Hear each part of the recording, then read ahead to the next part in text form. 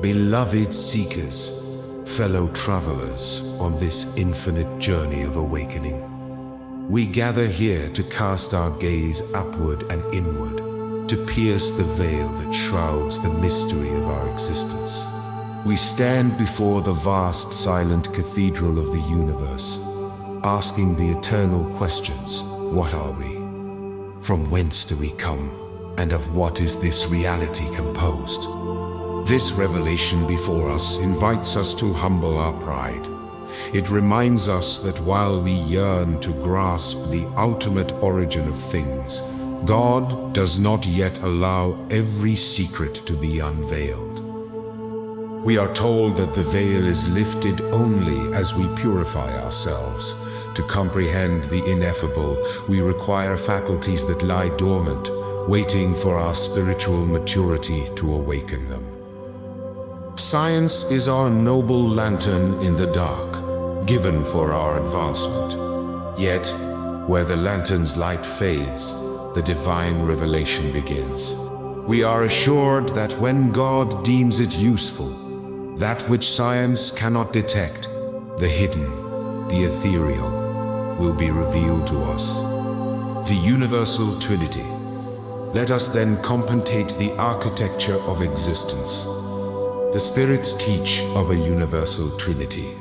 First, there is God, the Supreme Intelligence, the Creator and Author of all things, governing all. God is the Sun of our moral universe, the personification of love and charity, who has never been inactive for a single second in eternity. Second, there is Spirit. This is the intelligent principle of the universe. It is distinct from matter. To our human senses, spirit may seem like nothing, because it is not palpable. But we must banish the thought that nothing exists. Spirit is something. It is the active driving force. Third is matter. The material world is the instrument spirit uses, and it is the tie that enchains the spirit and the clay upon which intelligence exerts its will to learn and evolve. The universal fluid, the great intermediary.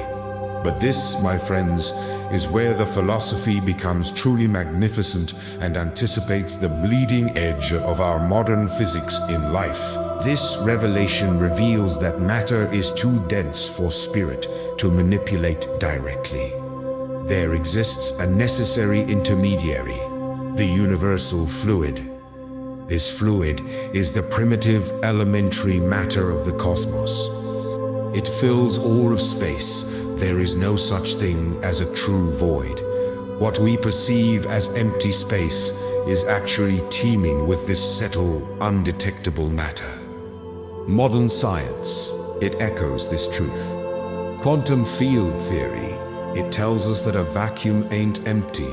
No, it's a plenum, a dynamic ocean of fluctuating fields. We speak of the Higgs field, dark energy, and the zero-point field. Electricity and magnetism are merely modifications of this one universal fluid.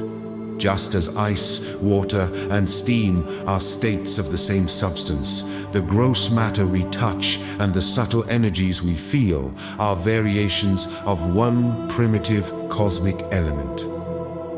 The universal fluid is a medium that connects the tangible to the intangible. The alchemy of creation.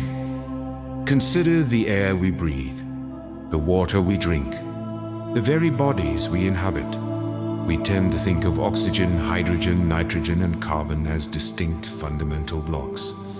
But the spirits teach us that these are not true elements. They are merely transformations of that single primitive material. This implies a glorious alchemy. Everything is in everything.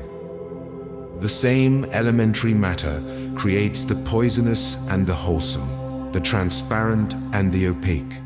The difference lies only in the arrangement of the atoms and the conditions under which they combine. Modern physics confirms this beautiful unity. Conclusion. Let us walk away with this uplifting truth. We are not merely dust in the wind.